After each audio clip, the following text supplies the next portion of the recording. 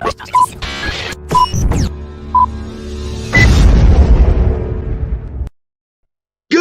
morning, Gardenia! Happy Thursday. It's good to be home doing Adam versus the Man from the Freedom Factory Studios again. Still with the wrinkled black curtain behind me. Don't worry, by the end of this weekend, I promise, we will have this studio at the next level and the sound foam back wall complete. It's really good to be home. Although it is pollen season here in Gardenia, and so my apologies if you can hear that in my voice still a little bit this morning, and to anybody who might have had to hear me snore last night. We got a fun show. We got Stephen McClure join us, co-host, team captain in the co-host chair today, executive producer Jim Freedom producing, and we've got the show blocked out pretty well, COVID block, and we got actually. I kind of want to start the COVID because COVID can't be uncontained. Let's get our producer notes and promos out of the way, and then get both Jim and Steven up on stage here at the same time after that, so that we can go, because I with COVID, there's a new wrinkle in the delivery of the vaccines I really want to discuss and bring some audience experience into this. So hopefully we'll have a comment contest to give away membership in the Producers Club today based on this seemingly new phenomena. I mean, yes, new phenomena of how new? I don't know. It's probably been it's not exactly cutting edge, but we're seeing common stories hearing in our Producer Club chat of employers offering $100 for employees to get the jab. Get the jab. Craig writes, and we'll get into some more of the comments here. This is from the Adam versus the Man Bullshitters Anonymous, which is just the less controlled version of the Producers Club. Craig wrote, so my factory is offering the Johnson & Johnson vaccine in the nurses station, and you get $100. Only 25% got it. Over 1,000 people work here. 225 got it last I heard. Now Mr. Liberty weighs in. We're not going to try to give you his real name or company. Says his corporate office, 1,500 people, over 80% vaccinated. Same $100 incentive. So if you have some version of that, go ahead and get it in the comments right now while Jim, executive producer Jim Freedom from Phoenix, does the promos and producer notes. Good morning, Jim. You there? Good morning. Jim. What's up? Yeah, sorry. I was clicking through Telegram trying to show people a glimpse into the world of the Telegram that they can be a part of. Producing. Hey, thanks. Yeah. T.me/Adam versus the Man can be part of that same conversation we're talking about. You can share your stories about employers that you know or things that are going on in your life. That's one of the cool things about it is being able to get people's firsthand experiences throughout the world without hearing it through an article or through a source that you're not sure if you need, if you need to fact check and whatnot. You know what I mean? It's just a community of people brainstorming what's going on in the world, and that's important sometimes. A lot of people don't miss that. So go to Telegram Messenger and join the public channel like you see at the bottom. Eventually today, if I may interrupt, thank you to our latest $50 patron aunt who is in the Producers Club, who needs to be added to the Bullshitters one apparently, and anybody else who's it's like semi-secret, because now if you're in the public watching this, you still have to buy your way into the Producers Club and have caught this episode and then ask to be added to the Bullshitters chat. And now if you were watching this episode and you're in the Producers Club, you might be one of the people in there who didn't automatically get added a long time ago and grandfathered in from some other deal with the ABTM Bullshitters Anonymous, but now you know. Bullshitters Anonymous. Hey, that was Stewie from Family Guy. Careful, don't put that on screen. We'll get sued by Fox. Yeah, watch out. I think it was only 60% of them, so we should be clear. In a minute, though, on the public chat, if you don't feel like winning your way into the producers club, the private producers club. You can just buy your way in. You can go through Patreon. We have a link for it right on our webpage, adamversustheman.com. Easiest webpage in the world to remember, coolest webpage in the world to visit. You go there right on the front page, right in the beginning. There's a Patreon button. You can click on that, check out the different levels, 1, 5, 10, or even $50 a month. Like he said, we had our newest person, Ant, pay $50 a month, so we really do appreciate that. $10 a month is all you have to spare to get yourself into the private producers club and therefore into the Bullshitters Anonymous chat as well. So it's like a double positive there.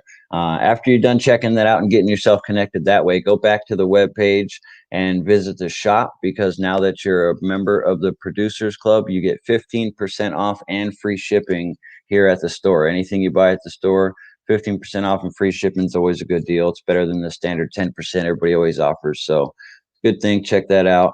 Go through the stuff.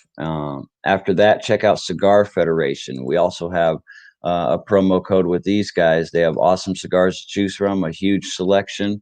You can go all the way through their website at cigarfederation.com and use promo code Adam10, and that'll get you 10% off of your entire order there, no matter how big or small. And that helps us out. It helps Adam keep going with the JSK Nugs cigars that are his favorite. So after you do that, dude, we're in beautiful sunset season here in Gardenia. Wait, that's year round. Cigars and sunsets. It is year round, but I don't know. You got to say there are some times that are. I guess the beautiful ones are just spread out throughout the year. There's no real season that has any better than another. You're right. No, that's I mean that's not entirely true. There are certain times of year where when the skies are more beautiful per se, and it's worth appreciating that. But I'm actually gonna right now. We've got some visitors here in Gardenia, and last night they posed for a photo for me. And I am remiss in having yet to share it. And I want to make sure I get the right version of it here. But there was a really cool. Yeah, I think this is it. My screen's just dim, so it's coming off bad for me. Yeah, right. You're frozen sideways to me. I'm frozen sideways too. Well, hold on. You're gonna pull up the Gardenia Instagram in just a second here, and I am going to post hashtag.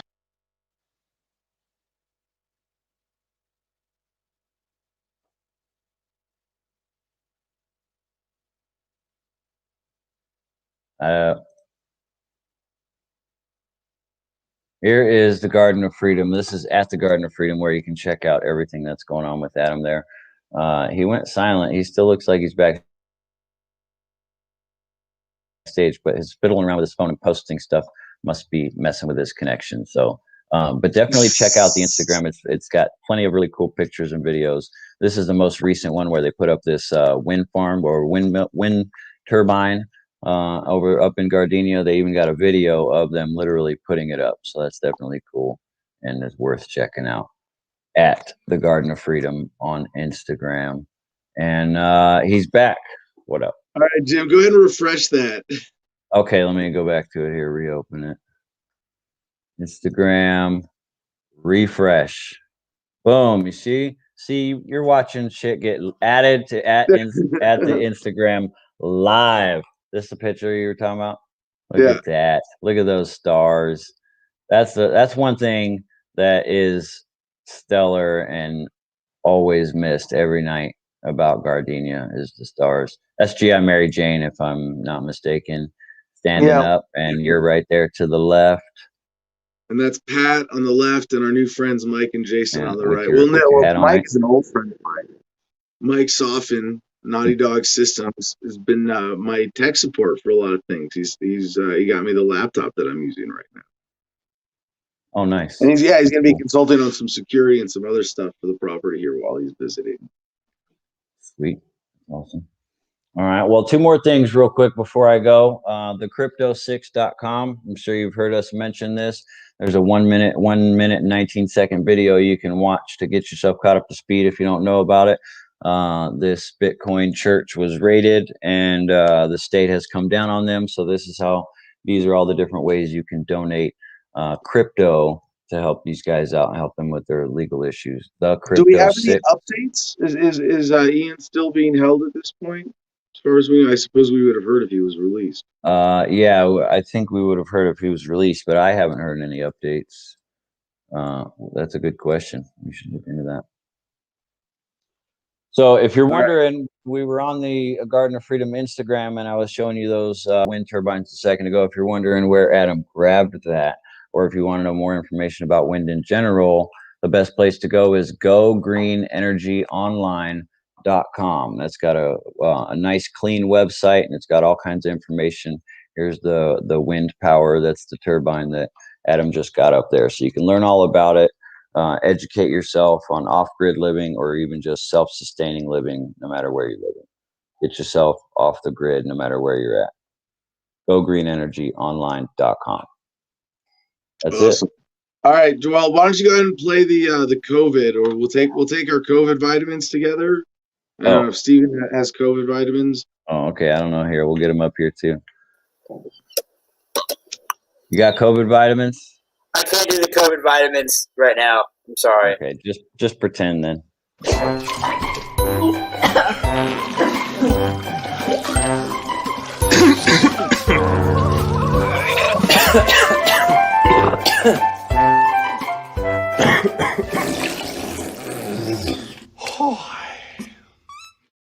All right, we're incorporating our co-host introduction. Welcome, Steven, to our COVID block today, because I really want to get this topic out of the way to start and make sure the audience is involved as early as possible in the show. And maybe you can articulate a comment contest around this, but I really just want to hear people's experiences with this and get a little bigger sample, and if possible, send links in the comments. I don't want people making shit up, because I know that's going to happen.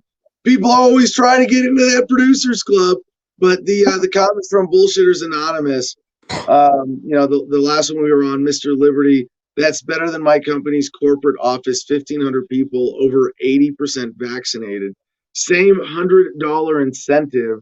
I hope the companies realize that they will be liable for vaccine damages if they incentivize people to take it. I wonder if that's true. First of all, if you guys want to, you can answer. I don't think off the top of my head I really have a decisive answer to that.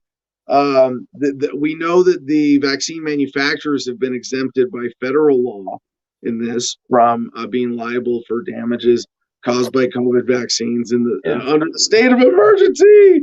It's likely that the legalese would include the large corporations with that protection as well. Yeah, it could be. How well did they anticipate or word that, or have these companies thought that through legally? Maybe they've been scared legally and are capable of making the argument the other way, that if we don't have this heavy-handed vaccination policy or very involved, whatever, or financially incentivized vaccine policy for our employees, then we're going to be held liable for not having done everything we could have to protect our employees from COVID.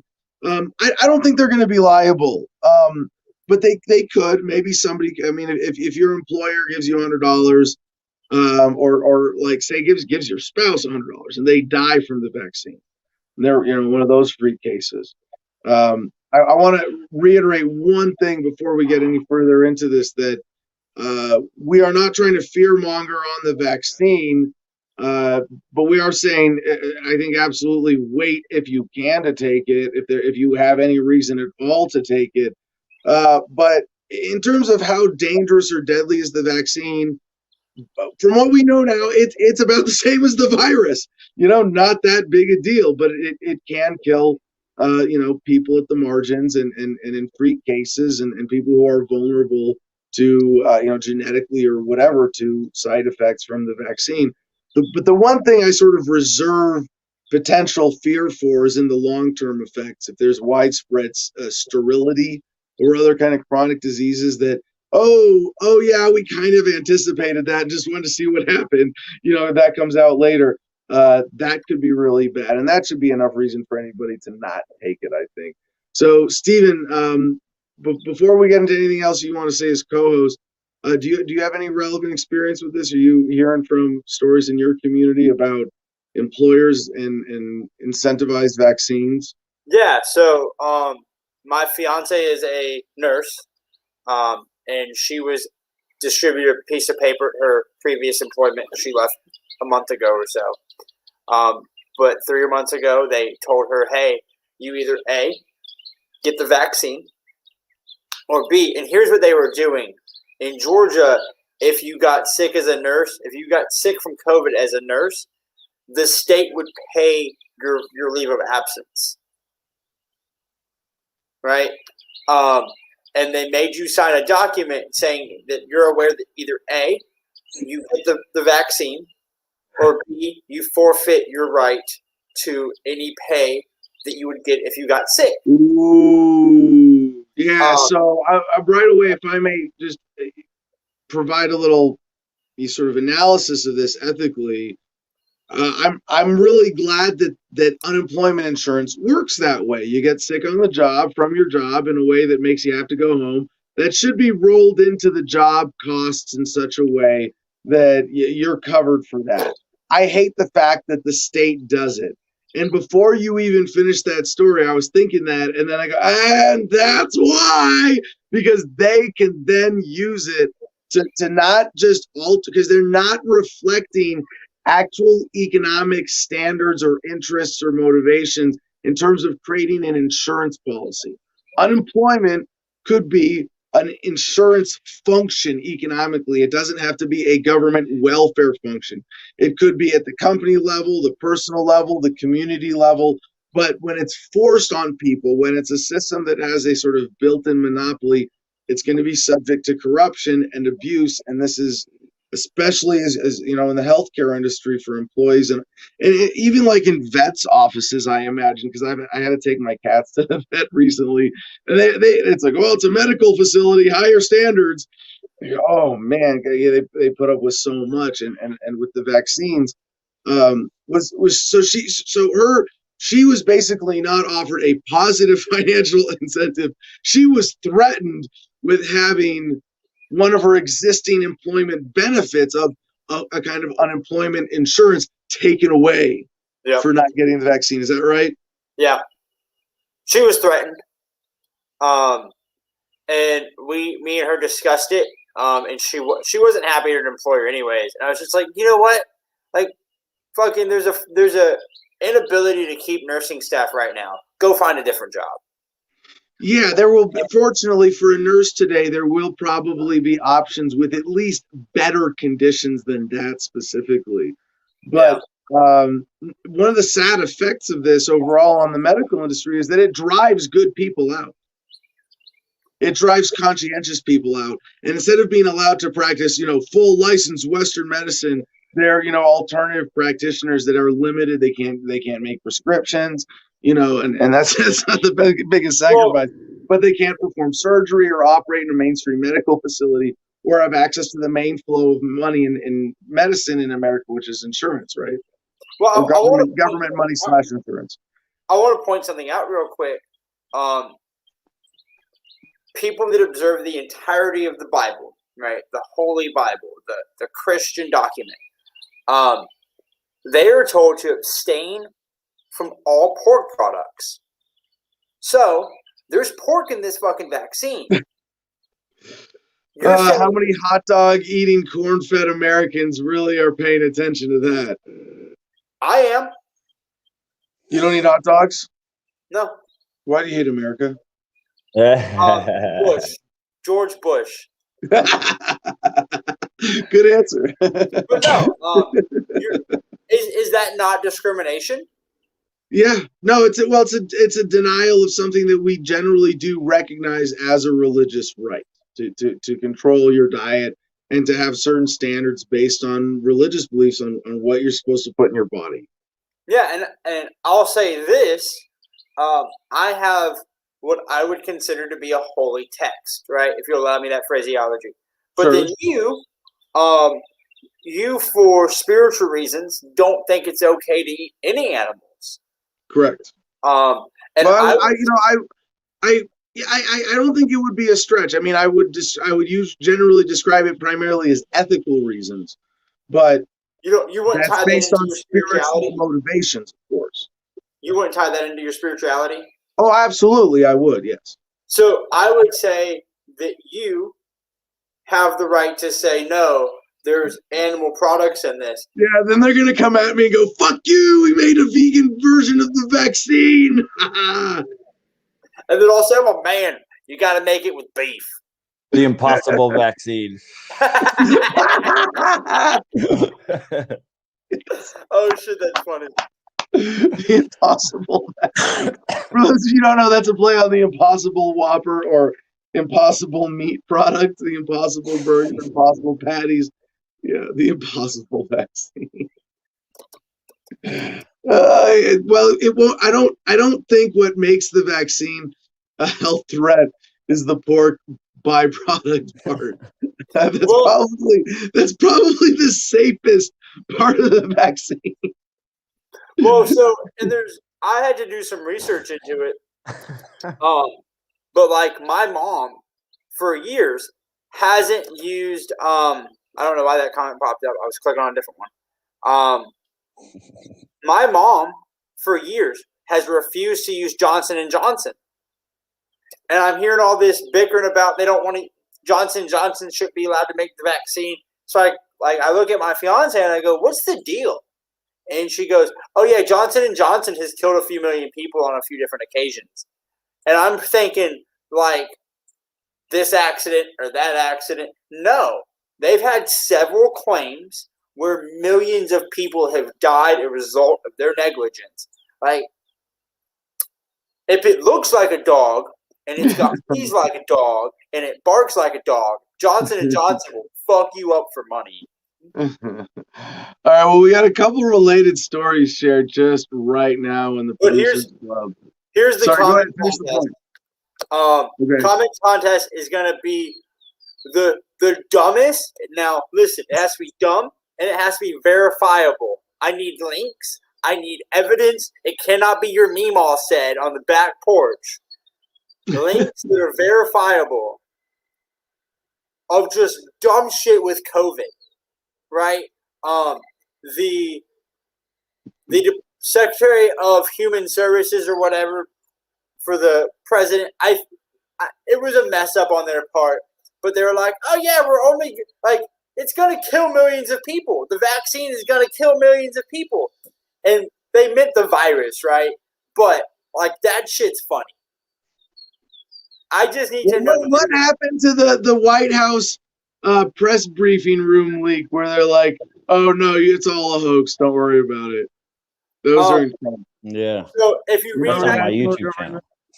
If you read 1984, you know that there's a guy at a desk rewriting that article right now, and he's going to burn the old one and replace it with the new one. We live in 1984, in case you didn't know, Adam. Yeah. Well, there were two links that popped up in the Producers Club, and yeah, super chat's always welcome today as well. We needed to do the one-time buy-in top super chat. Gets Producer Club membership as well. Every show, give people ways to give us more money. No, but the Super Club or the Super Chats to get in the Producers Club is just another fun thing we can do with while we're live on YouTube here. So, but Bloomberg Law, this was shared in the Producers Club. I think it was Mercedes. Employer COVID-19 vaccine incentives, a difficult dilemma. Some employers are offering incentives to employees to get vaccinated against COVID-19, like bonuses, days off, or gifts. Our Anthony Prather, partner at Barnes and Thornburg LLP, warns that may work but could lead to legal problems. Employers, this was Mr. Liberty, not Mercedes, the same one who told the story with his employer and raised the possibility. Employers face a difficult choice. They can offer de minimis incentives that don't really incent or offer large incentives and open the company up to allegations of coercion or discrimination.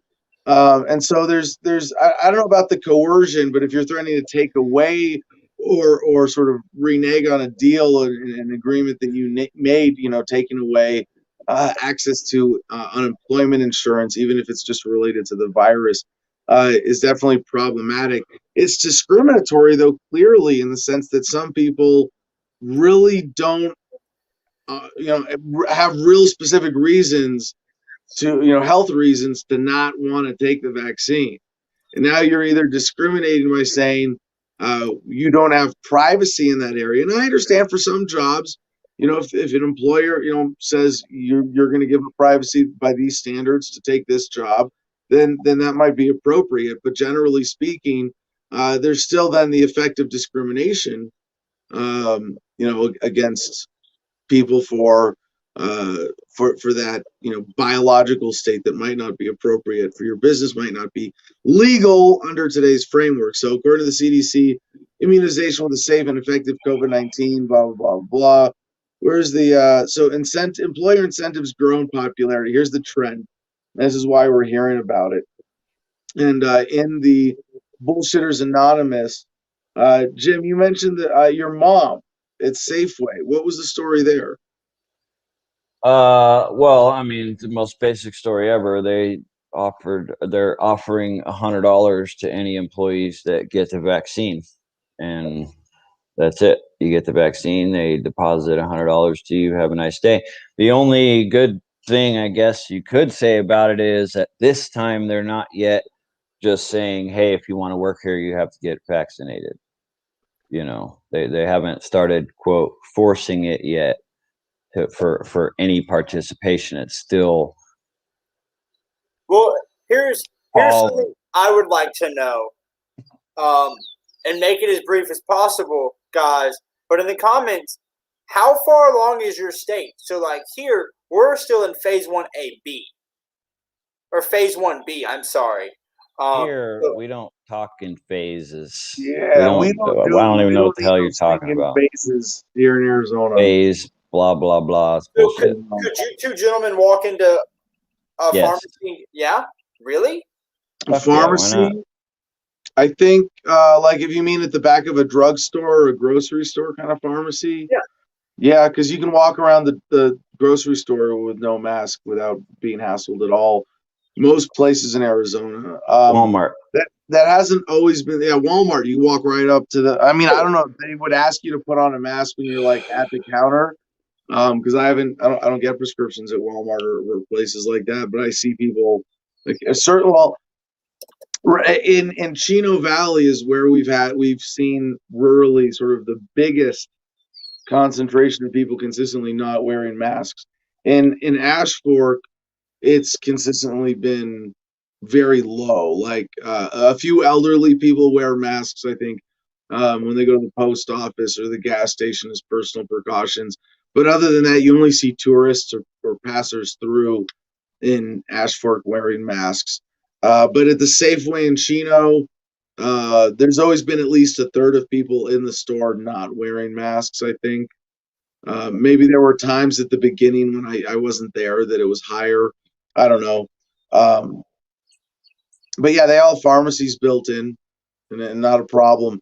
But then you go to anywhere bigger than that, like even Flagstaff or Prescott, and the mask ratio goes way up. But even in those areas, I'm pretty sure the entire time, like Jim and I have been to Walmarts in both of those cities, and we might be the only one, or see like one or two other people out of hundreds at Walmart not wearing masks, but we're never hassled about it.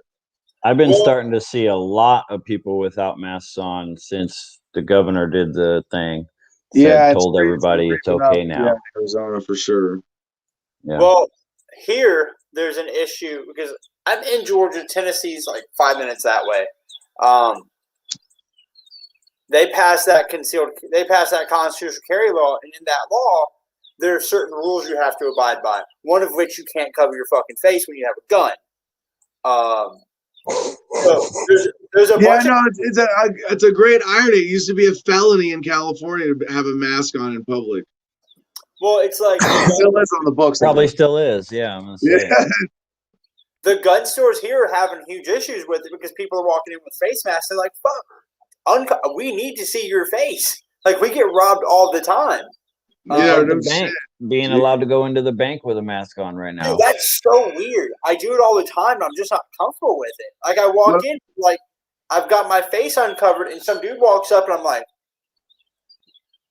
Yeah, well, we stopped at a bar in Vegas, and they had a show your face for a camera get buzzed in policy. So at least you know, and then you're on security camera showing your face and your body or appearance and entering the security surveillance system of the bar. You know, this is just a little neighborhood Vegas, like South Henderson, suburb Vegas suburb bar, and the Blue Hawk. It's our friend's local spot he loves, and so there's an easy answer to that, but now it's like, well, shit. Now you are basically forced to take that extra security step to make sure that everybody shows their face on camera for the record before entering your establishment, just to have that deterrence.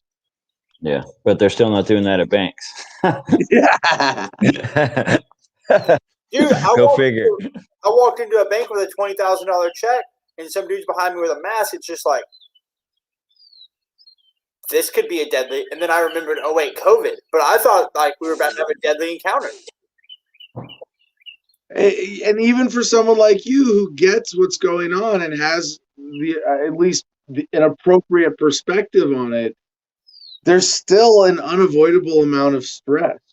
Well, you can't pretend like this doesn't affect you. Even just being around other people being stressed, we can minimize it, but it really is. When we say this is a dark cloud hanging over everything, no matter how conscious you are, no matter how enlightened you are, you now live in a dimmer world, and that is going to affect you.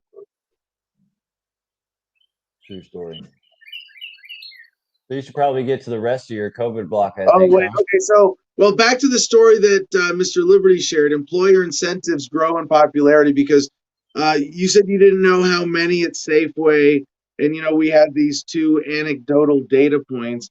Now we have a little better statistical evaluation of this, but it's a hypothetical. It's not an actual. But in a recent report by Perceptics, based upon a survey of more than 1,000 workers. Who knows what the qualification is there. But I assume it's employees in a situation where this might apply. 56% would get the vaccine if encouraged to do so by their employer. Of those surveyed, 60% would get the vaccine if their employer offered a monetary incentive of $100 to do so. It's really interesting. It's only a 4% difference. Do you see that? It only goes up from 50. It just would from being encouraged. So if your employer made it free, had it on your you can do it on take a break away from your desk job to go down to the nursing station, get a shot, and it's all on the clock, and you get a pat on the back and a thank you from the employer. Like 56% would do it. With $100, it only goes up to 60%. And this is actually, I think, encouragingly high in the reverse, right? It means that 44% won't get the vaccine, even if their employers encourage them to get it. 40% won't do it, even if they're offered $100. Now, the thing is, what if it goes up to $500? Because according to this story, that's sort of the highest common incentive. Houston Methodist Leading Medical offering a $500 bonus. Aldi, 2 to 4 hours of pay. What is 4 hours of pay at Aldi? Right. Probably less than $60. Maybe $100 or more if you're a manager. Before taxes, before theft. Before taxes, right? Before taxes, not after taxes. So maybe, but I mean, I do kind of like the idea of it being. Well, yeah, I mean, I dislike the whole thing so much. I don't even want to point out elements that I like or dislike less than other elements, I guess, of this story. But it's amazing that this is such a down the middle split. Because if you ask the question, should you comply and wear a mask at Walmart, 90+% would say yes. Can I just ask something real quick? I am super ready. I am 100% ready to pull the religious card. Right? I have my religious rights. My God comes before your silly little rules. Regardless of if there's a pandemic, boys and girls, because this shit's not a pandemic. But do we not have the right to just make our own choices?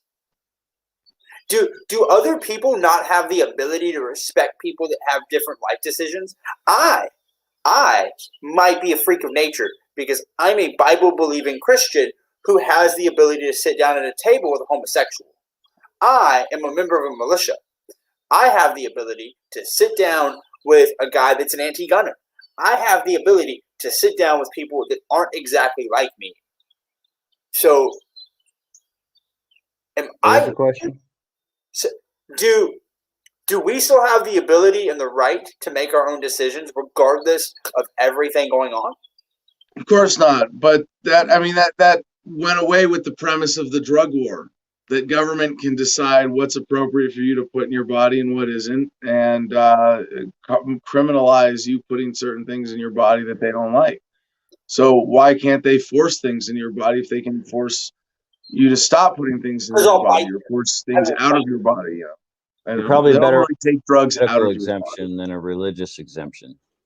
Say that again, Jim. You're better off taking a medical exemption than a religious exemption. Yeah, but they might require documentation then at some point. What would you claim? Could you fabricate? Is it something? I mean, it's not like you can say, I have stress, or I have PTSD and therefore I can't get the COVID shot. Right. Yeah. At some point, if they can require you, like, I don't like that. If they can require you to claim an exemption, then they can require you to show proof, possibly. I will hand them a Bible. I will give them a Bible. They can have it. They can read it. Doing missionary work, son. Yeah, right. Praise the Jesus.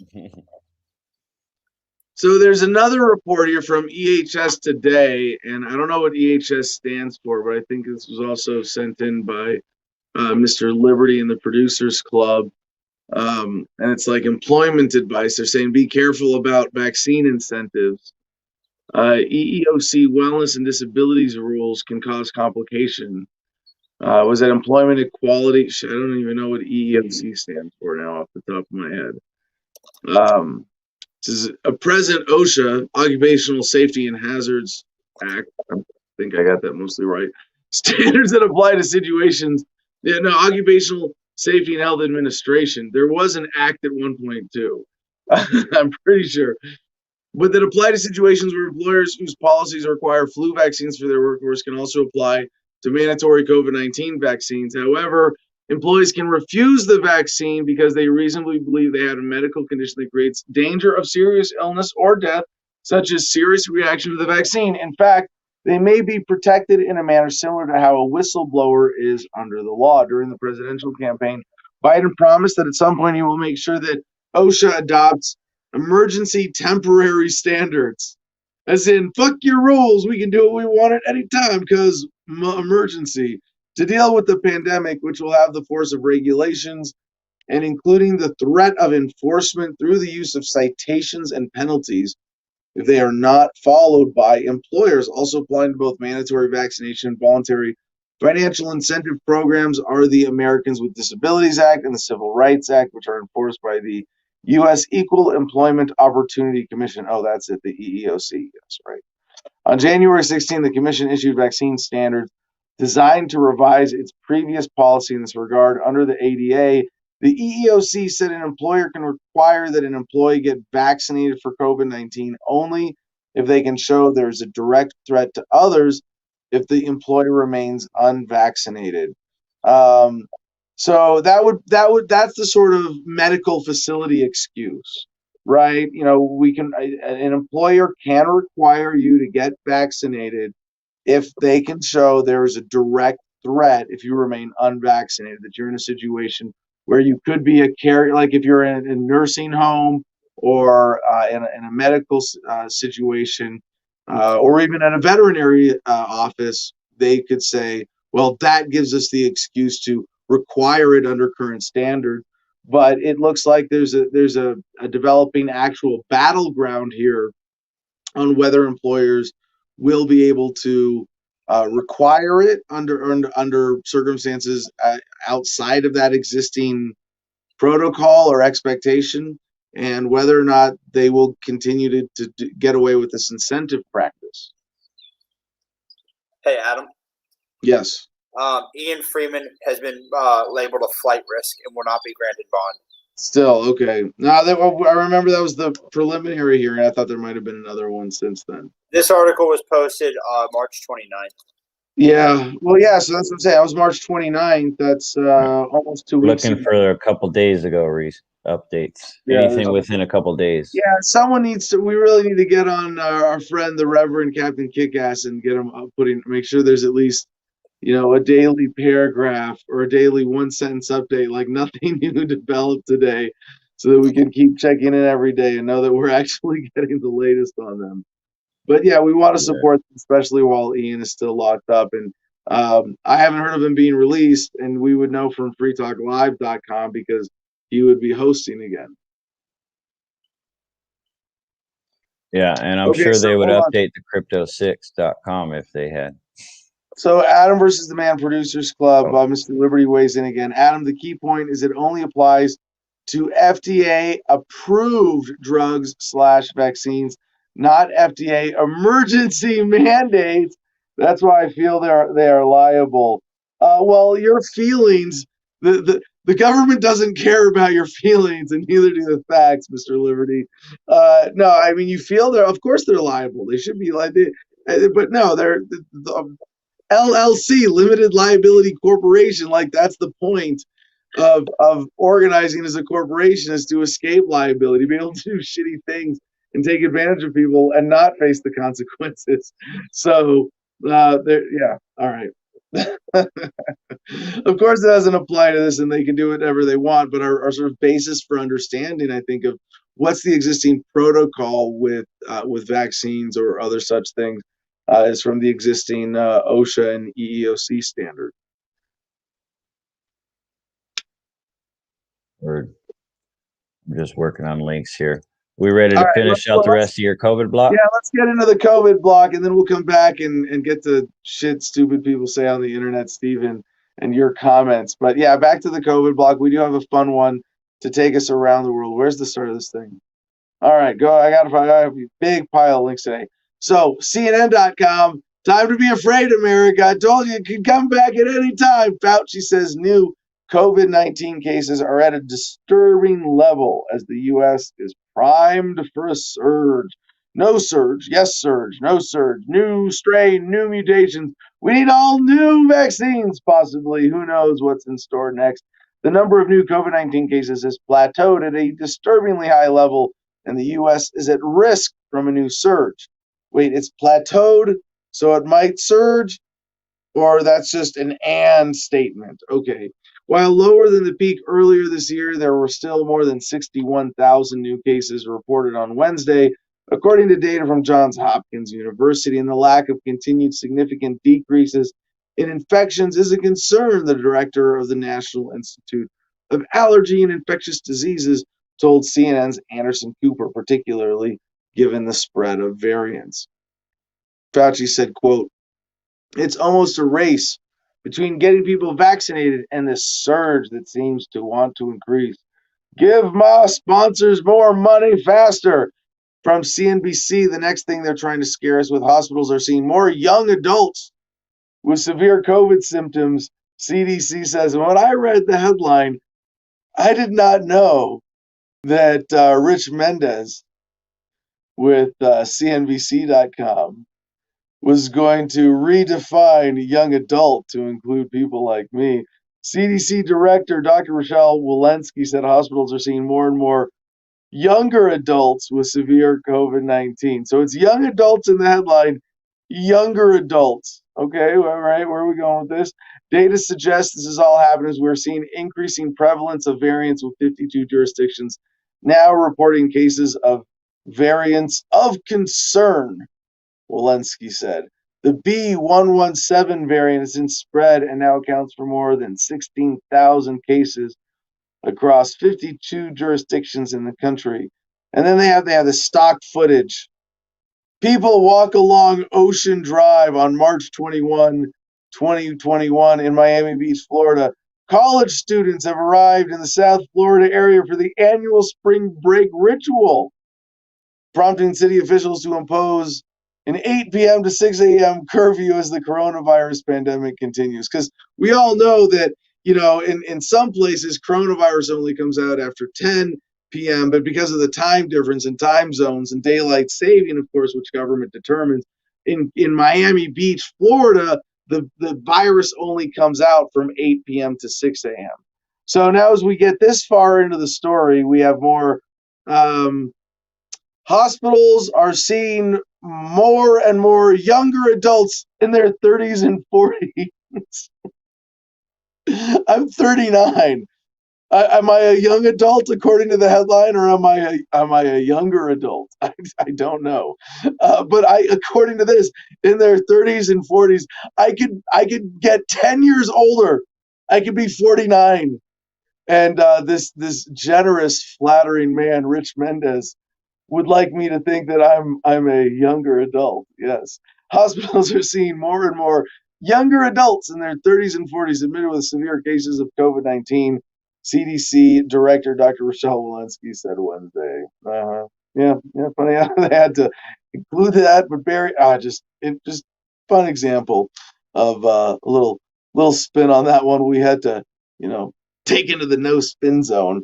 All right, ArmyTimes.com. Your Army's own vaccine that could fight COVID variants begins clinical trials. Oh, of course, the Army's getting in on this too.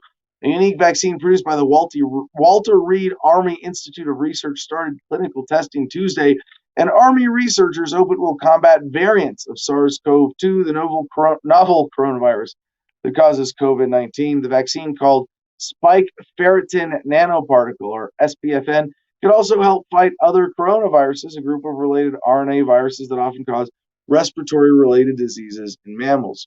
Now, coming from the Army, I'm just sort of like, yeah, you can test that on the troops first, and we'll see if they're still fertile in 10 years, and then maybe I'll consider it. But actually, where we're at is really cool in our understanding of viruses and vaccines like never before. And I don't know, I'm not going to jump so deep into the science on this one as to pass judgment with my amateur opinions here. But this concept is actually very exciting, to think that we could basically re-engineer. I mean, we already are.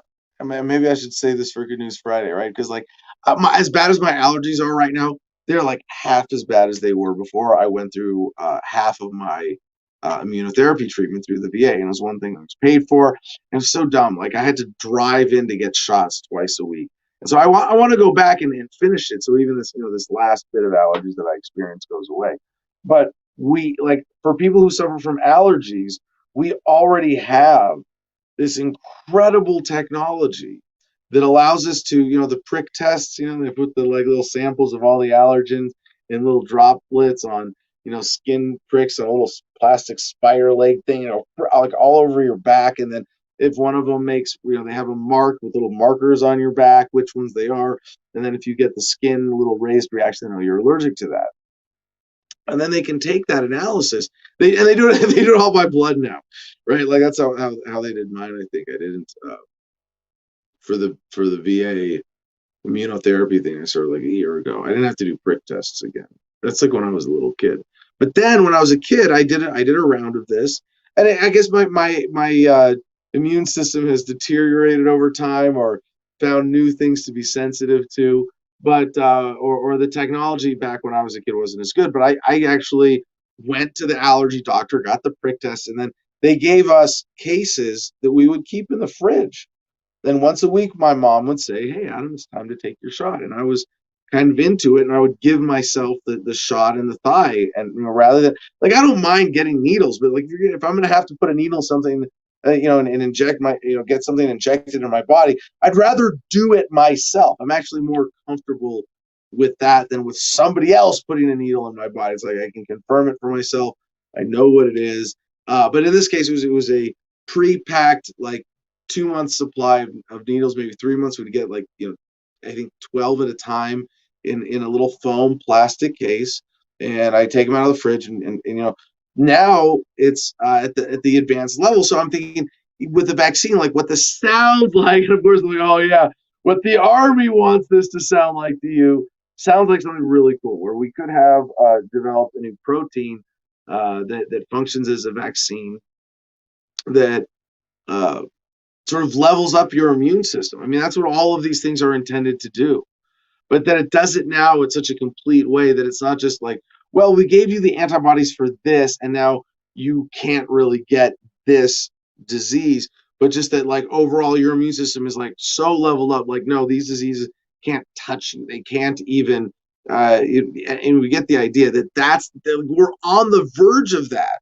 And one of the things that I've had to raise again and again now is a specter, and why I think this is just going to kind of fade into the background of all the tyranny in the world. And it's like, really, you're upset that companies are being shanghaied by government into mandating, enforcing mask mandates? Have you not noticed that they're stealing from you in sales taxes every time you buy something and giving that money directly to government? They've been shanghaied into that. Like, it's the mask thing is really a lot less significant even. But whether it's bully us into hazmat suit world, or we get to some other technological leap that makes this kind of biohazard threat thing practically irrelevant, I'm very confident that it's not going to last long. The same way that the internet basically rendered war obsolete, because war requires lies and disconnect in order to be possible. And both of those are a lot harder in a globally connected world. But anyway, to the vaccine and forced vaccinations, we go next to DNYUZ. Online scammers have a new offer for you, vaccine cards. So you can get out of this, print your own vaccine card. And the thing is, I'll bet there would be easier ways to just fabricate your own rather than paying for one. But the story goes on Etsy, eBay, Facebook, and Twitter. Little rectangular slips of paper started showing up for sale in late January, printed on cardstock. They measured 3 by 4 inches and featured crisp black lettering. Sellers listed them for $20 to $60 each, with a discount on bundles of 3 or more. Laminated ones cost extra. And actually, that's very reasonable as a price. All were forgeries or falsified copies of the CDC vaccine card, which are given to people who have been inoculated against COVID-19 in the United States. And I wonder, can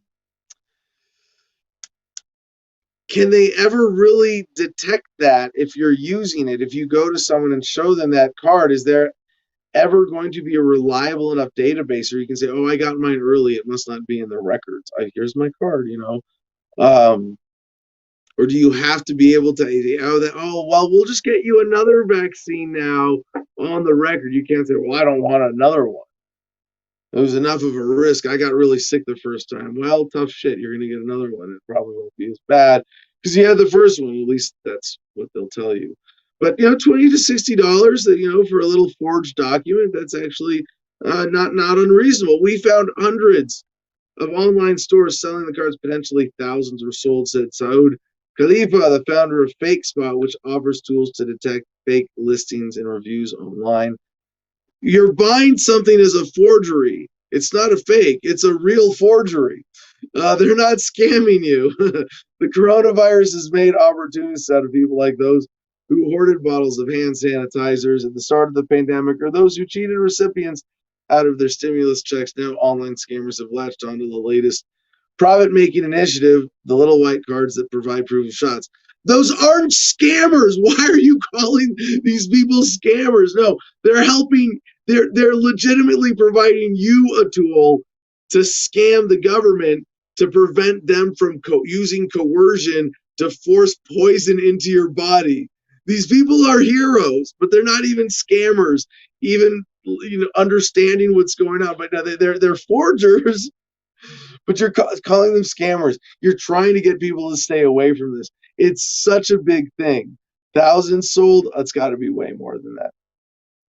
Online stores offering counterfeit or stolen vaccine cards have mushroomed in recent weeks, Mr. Khalifa said. The efforts are far from hidden, with Facebook pages named Vax Cards and eBay listings with blank vaccine cards openly hawking the items. I think people are just going to be printing their own at home. Who's got a laminating machine? But you can even print your own at home and take it to a shop and say, I want to laminate this. And they don't check. They kind of have to. But it's like what someone gave me this. I want to vaccinate, or I want to laminate. I want to vaccinate my vaccine card. I want to laminate my vaccine card to make sure it doesn't get worn out, so I can carry my wallet and make sure that everybody knows I'm vaccinated. And I wonder, like, it's so many people just faking it, just lying, just going like, I don't want to risk it, but I don't want to risk, discrimination for not wanting the vaccine. So fuck it, I'll just get a fake card or make myself one. New York Post: COVID vaccination site closes early after adverse reactions to Johnson & Johnson shot. 13 people at a COVID-19 vaccination site in Colorado had adverse reactions to the Johnson & Johnson vaccine on Wednesday, shutting down operations for the day. Reports said officials did not disclose the type of reactions suffered by less than 1% of the more than 1,700 people given shots at Dick's Sporting Goods Park in Commerce City, the Denver Gazette reported. Why? You're like, really, this is a public health crisis, this is a pandemic, this is an emergency, and you're keeping secrets from us so that we can't make informed decisions? No, just trust the experts. Yeah, that's not an emergency.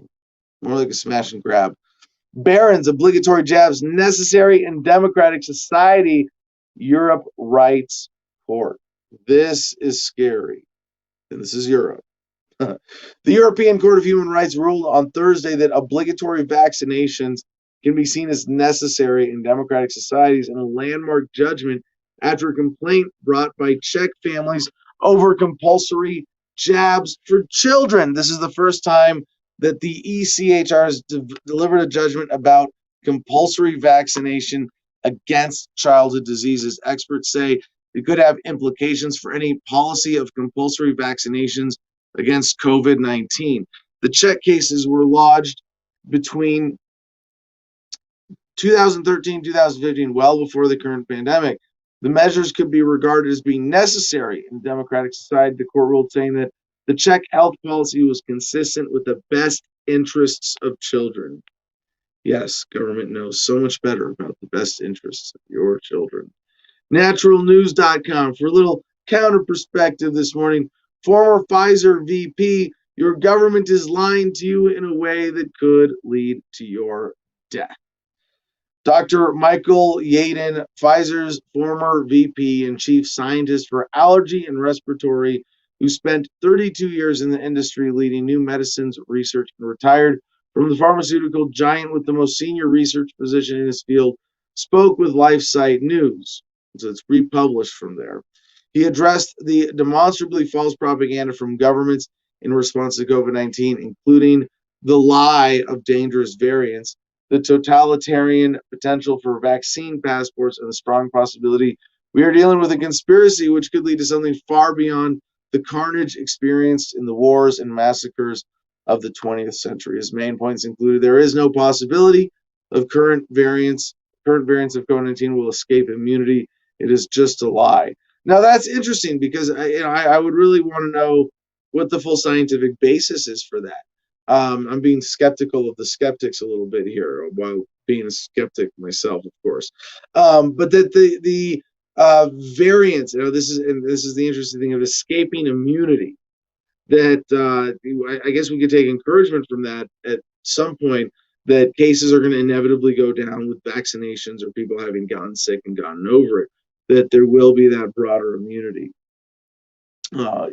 2, yet governments around the world are repeating this lie, indicating that we are witnessing not just Convergent opportunism. Oh, I love it. But a conspiracy. That's exactly what I describe as the conspiracy of conspiracies. Because when you say convergent opportunism, yeah, that means that there are a lot of individuals seeing an opportunity and converging around that. I really love that term, convergent opportunism. But even within who are those actors that are converging? They're big groups, they're government agencies, they're corporations, they're editorial boards. They're not just individuals going, we see an opportunity and we all swim like a school of fish. No, it is a conspiracy of conspiracies, but maybe a better term would be convergent opportunism of existing conspiracies, the general government conspiracy, the big pharma conspiracy, media manipulation conspiracy, and that those aren't like things those aren't theories. Those are things that we know exist. Meanwhile, media outlets and big tech platforms are committed to the same propaganda and censorship of the truth.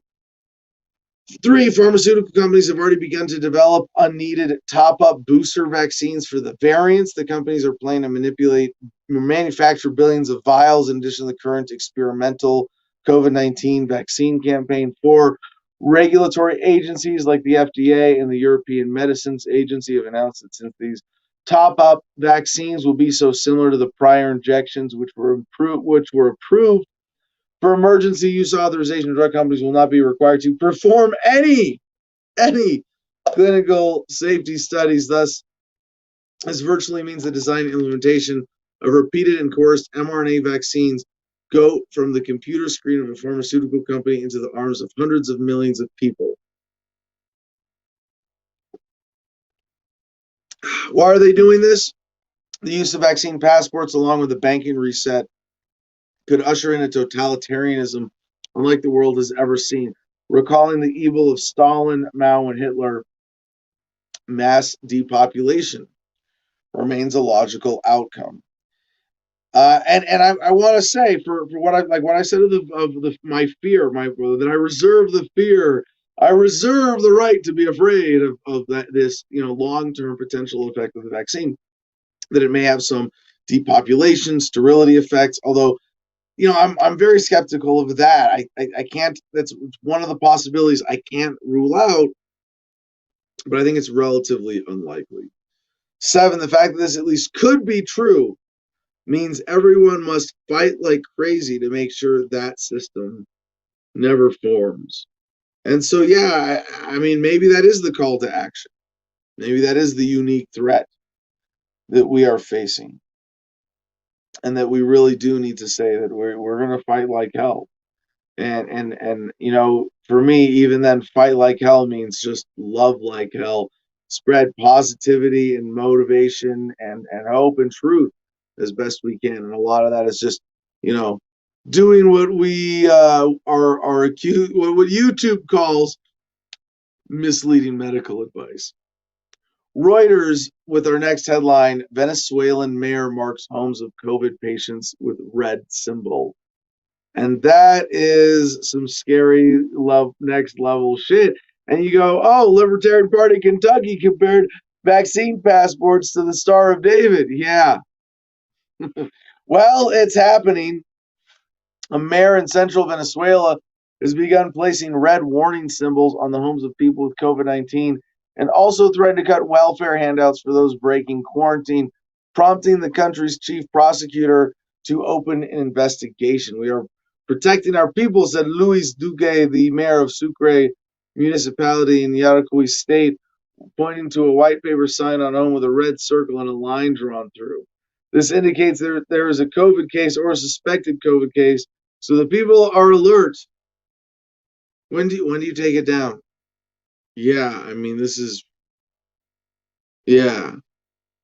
I could pick just this story apart for hours about all the problems with this, but when we talk about, I look at vaccine passports as a trial balloon that I don't think they're going to be able to land in order to make the lesser things acceptable. In some countries, those lesser things are a lot worse. And speaking of which, I'm just going to skip ahead, if you don't mind, Jim, to CNN.com, a few stories down the pile. Philippines, a man dies after being forced to do 300 squats for breaking COVID-19 curfew. Yeah. A man in the Philippines has died after being forced to do 300 squats for breaching COVID curfews, making him the latest victim of the country's often brutal approach to enforcing restrictions. Yeah. On April 1st, Darren Manaoig Peña Redondo, 28, left his home in General Trias, a city in Cavite province, which is under lockdown due to rising COVID-19 cases, to buy water, his family said. But he was stopped by police and told to do pumping exercises 100 times, according to the report. Police made him repeat the exercises, meaning he ultimately did about 300 repetitions. He started to convulse on Saturday, but we were able to revive him at home. Then his body failed, so we revived him again. But he was already comatose, his family said. He died at 10 p.m. The Philippines is one of the highest reported COVID-19 caseloads of any country in Asia.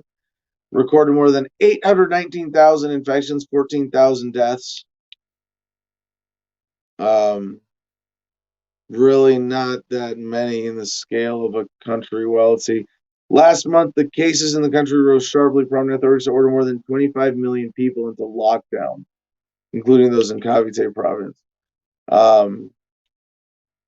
This is I mean, I don't know what the sensationalism is behind this language that I have to deconstruct. The Philippines has one of the highest reported COVID-19 caseloads of any country in Asia. I guess I have to look up what is Philippines population. Let's ask Google. Oh no, my internet's down. Jim, what is the population of the Philippines? Or Steven? Somebody? Bueller? Anybody? Comment? Jump up here. 14,000 deaths. It's at least 25 million people. Is that the entire country? I'm kind of embarrassed. I don't know. I don't have any sense of like the scale of the. I'm like, how big is the Philippines population compared to the United States? 330 million. 110 million. What is it? 110 million. 110 and 14,000 deaths. Whereas in the United States, 330 million and five. They have like so. It's even compared to the United States, it's a tiny fraction, right? Proportionately. If you take 110, multiply it by 3 to get 330 million in the United States, if we had the same rate of COVID deaths, it would be 3 times 14,000 or 42,000. And they're telling us it's 500,000 and something, right? So they're like, a tenth, less than a tenth, in terms of deaths per capita in the Philippines. And they're still doing shit like this, forced exercise punishment on the side of the road. Crazy shit around the world. So now we go to Brazil. Why is Bolsonaro doubling down despite Brazil's soaring death toll? That's again, it's the sensationalism. I hope it's discrediting where it should be. Brazilian President Jair Bolsonaro doubled down on his opposition to lockdown measures to contain COVID-19 Wednesday, as experts warned a large-scale stay-at-home was absolutely necessary to slow a deadly surge of the coronavirus. Anthony Pereira, King's College Brazil Institute, says Bolsonaro is unique among world leaders for his negationist stance, prioritizing keeping the economy open with a view to winning re-election. The crazy thing is nobody can blame you if you don't prevent somebody else's ability to protect themselves. He's not banning masks. He's not stopping people from staying at home or working remotely. So that we have this one major example, and right now, and this might be, a legitimate surge of the bad flu season of Corona, the equivalent of that as a sort of demographic phenomena in Brazil happening right now. And what Bolsonaro is doing is effectively saying no matter how bad this gets, the government won't intervene beyond this level, and that's pretty important. And like I said from the beginning, one of the reasons I don't think they're going to get away with so much long term is that there has been again, I really like this term now, convergence of opportunism from governments around the world, Well, not every government jumped in as opportunists at the same degree or to the same level. And so you're going to see that some things had an effect and some things didn't. Maybe Bolsonaro was able. I mean, obviously he's got something in mind. He's not, he's, but he's seen that his chances of he'd rather get reelected than use the COVID excuse to fuck his people over. Whereas in America, a lot of the politicians like Gavin Newsom, fuck it, maybe I'll even get recalled as long as we can milk more money out of the people of California. So who knows? What is his exact basis for making this decision? But it's really good. It's encouraging to see that at least one, leader of a major government, and Brazil's Bolsonaro is at least holding that line and saying, at least some line that makes his response or Brazil's government's response to the COVID virus significantly less heavy-handed than the rest of the world. And right now they're going, oh my God, no lockdowns and the virus is surging. What will we do? But in the wash, in the long-term analysis, we will get to actually see, all of these policies in comparison, hopefully before their next attempt to, converge their existing conspiracies in this opportunism. Another related story to one we did a week ago, I think, but the thing about masks, man, they're fucking gross. Like I said, when I was traveling and had to wear one at different times symbolically, I would, oh, you have to put it on your nose. I'd go, oh, okay, I'll wear it. And then I would pull it down and cough into my elbow and put it back up. And I kept waiting for someone to say something and be like, what, cough into my mask? That's disgusting. I'm not going to do that. Why would you want me to do that? But now this headline, discarded masks litter beaches worldwide, threaten sea life. And from Sandy Hook, New Jersey, to the usual list of foul trash left behind or washed up on beaches around the world, add these: masks and gloves used by people to avoid the coronavirus and then discarded on the sand. In the past year, volunteers picking up trash on beaches from the Jersey Shore to California, the UK, and Hong Kong have been finding discarded personal protective equipment. Now, I'm pretty conscious and I'm pretty, aware of where I drop trash, and I pick up after myself, and I don't drop trash. Like if I drop something, but even just having to wear a mask in the few times that I have, I've dropped it. I'm going to take it off or hang it off my ear because it's starting to pull on my big ears, or I just want to breathe for a while, or and you take it on and off going in and out of buildings, it's going to fall on the ground. Most Americans might even not notice. It's nice, but you're asking Americans to wear a piece of garbage across their face that barely attaches. I've seen nice masks on the ground. I've seen the cheap masks, the disposable, the blue medical, plain white ones, just like that. Because they're just being handed out like, hey, here's this whole other layer of trash. How many tons of extra trash are we producing just because we're doing this thing? Now, I would say maybe overall consumerism and trash generation is down because of the lessened activity, but that's in a way that takes value away, and this is in a way that just destroys value. In addition to, the latest example came Wednesday when New Jersey's Clean Ocean Action Environmental Group released its annual tally of trash plucked from the state's shorelines. In addition to the plastics, cigarette butts, and food wrappers that sully the sand each year, the group's volunteers removed 1,113 masks and other pieces of virus-related protective gear from New Jersey beaches last fall. I'm sure it's a lot more like this. Now, the thing is, these people have to advocate for it. Used correctly, PPE saves lives. Disposed of incorrectly, it kills marine life, said Cindy Zip, the group's executive director. PPE litter is a gross result of the pandemic and 100% avoidable. Use PPE. No, it's not.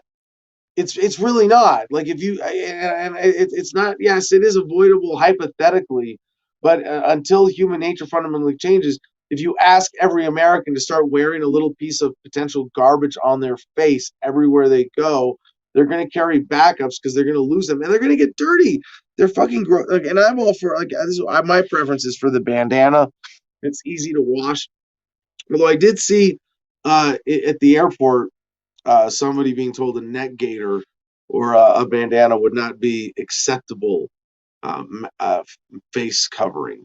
So next up, lawofficer.com. Police raid and put up fences around Alberta church that defied lockdown orders. Yep, Alberta, Canada, where, in Canada, Kanukistan, remember we saw the Polish pastor very successfully defend his church against state agents that were coming by just shouting them out of his church in such beautiful fashion. Now we have this opposite incidents here, or what he was avoiding, I guess.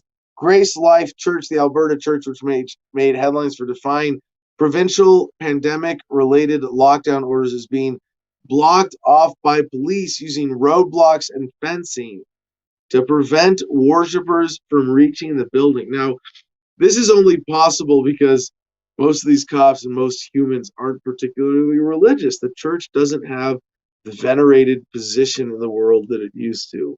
But if it did, imagine these cops going, there's got to be some, we're blocking people from God. We're stopping people from worshiping God. What's wrong with this? The church first made headlines last month after their pastor, James Coates, was jailed for violating lockdown orders on March 5th. He was held for weeks before his release on March 22, but still faces an upcoming trial. Sources familiar with the situation say that the premises was raided Wednesday in the early morning hours. Yeah, so Sheila Gunn Reed posted on Twitter, Grace Life is being walled off by 2 layers of security fencing and a black tarp to obscure the entrance to the church. RCMP and private Paladin Security are here. That's really interesting. RCMP have no documentation to present to the church regarding closure, but are keeping members off the property. So there's got to be more to the story. I hope that we get to come back to this and get a better explanation. But aside from like, oh yeah, so you violated policy, so we're going to shut you down. There is an AHS statement. So let's see. I guess we have a little more information here. Earlier, Coates pled guilty to 1 charge, resulting in a fine of $1,500. However, his time spent in jail may count as credit towards that fine.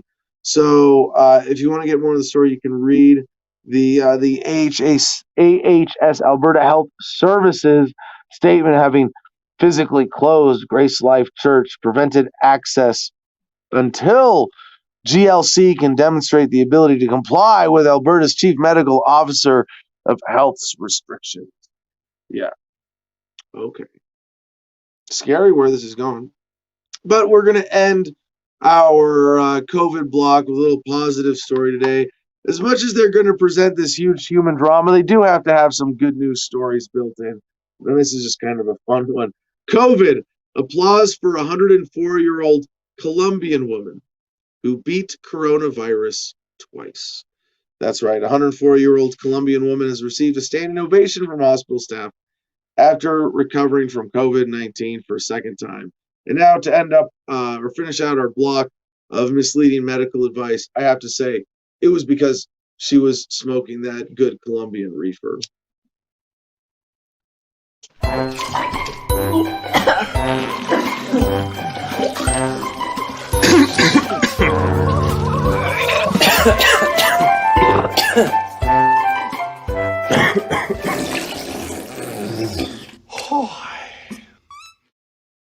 All right, now we have an economics block to follow up our COVID block, because the title of today's show is COVID and Money, something like that. But there is, it's kind of like very much related. We seem to be doing this every Monday, Wednesday, although this week, because we had Steven filling in for us, I hope you enjoyed that. On Monday, Steven versus the everybody. But to this week, that's why we're doing our COVID blocks on Tuesday and Thursday. But this economic block kind of separated really as COVID financial issues. So businesstimes.com kicks us off. Manhattan renters scoop up lingering units in discount frenzy. Even Manhattan's long lingering apartment units are finding takers amid landlord discounts that sent new leases surging. Apartment contracts jumped 89% in March from a year earlier to 4,986. According to a report on Thursday by appraiser Miller Samuel and brokerage Douglas Elliman Real Estate, it was the biggest leasing total for the month in over a decade of record keeping. Manhattan apartment hunters are seeing opportunity in a market that's swollen with inventory, where landlords are offering record incentives. Units that found takers last month had average discounts of 6.8% off the original list price, the second highest markdowns since the pandemic began, the firms said. Now, remember that New York is a highly inflated real estate market, extreme demand, highest cost of living, highest rent standards in the country. And with the forced unemployment crisis and pandemic bullshit hitting New York particularly hard, there has been an exodus from cities in general. I think people have we've seen this as part of the trend. It's a lot to the suburbs and rural areas. I wish it was a lot more to rural areas and people living truly more conscientiously and disempowering the concept of cities based on on statism, on fiat currency. Why do? Because it's an effective trading hub. It's because the Federal Reserve is there, this magical money fountain that attracts people. Gee, I wonder why, right? And then, of course, Washington, D.C., similarly creating that incentive. But then every state in the union that has 2 senators can bring in pork that comes directly from this fountain of money that sucks value out of the rest of the world and then channels it where it prints and spends it and gives it to its friends early on in the money creation process. No, this is the ripoff known as the inflation tax. So this is relevant to the whole real estate crisis because now it's the existing. Whenever there is a major upheaval like this, what you're going to have is a situation that favors people with existing concentrations of wealth to be able to buy up business assets, real estate assets, and end up further concentrating their wealth. And you look at like the stimulus. Oh yeah, you got $1,400. Where did most Americans spend that money? Gas, rent, catching up on bills for utilities, corporate companies, and maybe in Texas you had a bill for electric that was bigger than your $1,400 stimulus. So boop, there it goes, right back to the super class right away. Even when they give you the breadcrumbs, and next thing you know, you don't own anything. The bank owns your home. You're in a mortgage. You don't own your car. You're leasing it. And that loss of the ownership society of control, that bankers basically own everything now. That's the result. And if you look at COVID, it was like a smash and grab. That's worse than a smash and grab because they're going to stick around and keep beating you up consistently. But the ability to use this medical tyranny concept again for a new smash and grab, maybe if they get a legitimately deadly virus, or I shouldn't say, because the corona is legitimately deadly, but like on a more significant scale, then they might have an excuse to really do this sort of smash and grab that was the first few months of this, that was the forced unemployment crisis, followed by the commercial real estate crisis. And that was the big one. And was it a crisis? No, it was part of the smash and grab. Let's make sure that we buy up all of those properties. And so it's happening now, especially in cities, even with just the rental apartment market, as we saw in that last story, but with commercial real estate, apartment buildings, things like that, houses in cities, the ownership of those are getting consolidated more and more. That was the point of all of this. Unfortunately, the effect for everybody else, Bloomberg with this at Yahoo, global food costs keep climbing in threat to consumer wallets. Oh, yeah, your stimulus bill, you thought you were going to be able to cover groceries and have money left over for toys? No, maybe not. The global food price rally that's stoking inflation worries and hitting consumers around the world shows little sign of slowing, even with grain prices taking a breather on good crop prospects. A UN gauge of global food costs rose for a 10th month in March to the highest since 2014. Last month's advance was driven by a surge in vegetable oils amid stronger demand and tight inventories, according to Abdul Reza Abatsian, a senior economist at the UN's Food and Agriculture Organization. Food prices are in the longest rally in more than a decade amid China's crop buying spree and tightening supplies of many staple products, threatening faster inflation. That's particularly pronounced in some of the poorest countries. No shit, depending on imports, which have limited social safety nets and purchasing power and are struggling with the COVID-19 pandemic. Yeah, struggling to not get screwed by their governments too bad. So, this is just another layer of the human cost of the pandemic. And you go, food, why are food costs going up? Is it suddenly harder to grow food? Did we run out of water? Did we run out of dirt? Did we lose all the seeds? No. The fundamentals of the economy are strong. Like, our ability to feed ourselves is fine. And yet people are going to be going hungry and eating shit processed food and having substandard diets because of this global manipulation of the food market. And I don't know if it's you want to call it that. Maybe it's unintentional. Maybe it's to the major string pullers and the bigger conspiracies in the convergent opportunism. Maybe this is unintended. This is and it's just the unintended consequence they don't really care about. But either way, they don't really care about it. Next, Bloomberg, MSN.com, U.S. property taxes jump most in 4 years, with Sunbelt catching up. Oh yeah, your stimulus might also go to catch up on property taxes, maybe legal fees. I don't know if you, like me, been very well, in my case, deliberately behind in probation payments. Yeah, you're pay for the privilege of being a supervised adult in your community. Yes, and now it's property taxes. U.S. property taxes increased at the fastest pace for 4 years in 2020. Really, yeah, hey, government, you know how you're all suffering with this COVID shit? Well, we're going to take more from you. The beatings will continue until morale improves.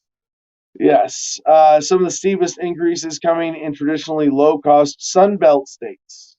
The average tax on a single-family home climbed 4.4% to $3,719, double the rate of increase in 2019, according to the real estate analytics firm. Nationwide property taxes levied by counties rose to $323 billion from $306.4 billion. Yeah. Thanks, government. Thanks, Obama. I mean, wait, thanks, Trump. No. Yeah, well, thanks, Trump. But yeah, thank Biden also. Now we have some interesting crypto news from Yahoo Finance. Peter Thiel, China using Bitcoin as a financial weapon. And this was being spun as Peter Thiel coming out as kind of pro-regulation, being anti-crypto. There are a lot of mixed messages you could deconstruct in this. This is from a statement at the Richard Nixon Foundation. He said, even at a panel he was on, even though I'm a pro-crypto, pro-Bitcoin maximalist person, I do wonder whether, if at this point Bitcoin should also be thought of in part as a Chinese financial weapon against the U.S. So he wasn't really advocating anything inherently anti-crypto. So he's pro-crypto and he's still a little statist. Not enough reason to hate on Peter Thiel by itself. Similarly, CNBC.com has a related headline with him making headlines. Peter Thiel criticizes Google and Apple for being too close to China. Venture capitalist, early Facebook investor, and conservative donor Peter Thiel criticized big U.S. tech companies for being too close to China.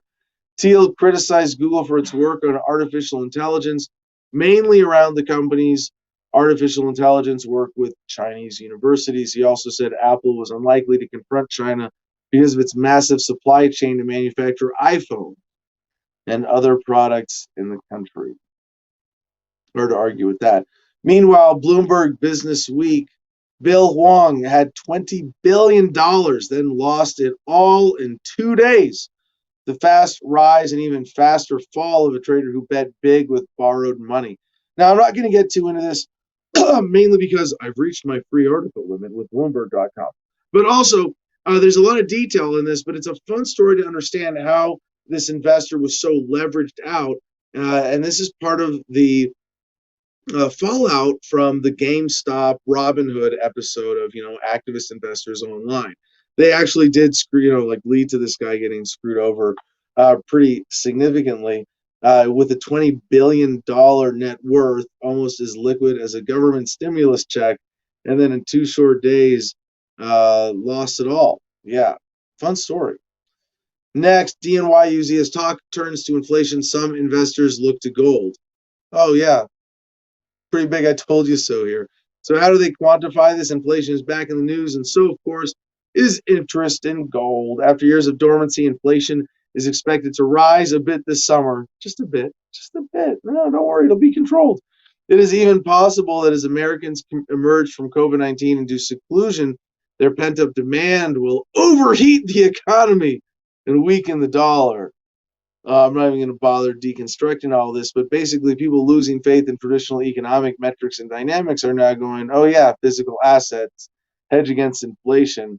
But I would point out that, economically for yourself as financial advice, can I call this misleading financial advice? They're not going to censor me for this, are they? But thinking of gold as a store of wealth is just, one of its functions is more liquid monetary media, right? But having maybe silver and something that's a media that you can trade a little more easily. Crypto, which is similar, but in that function, except that I would say it's a lot higher maintenance one way or another.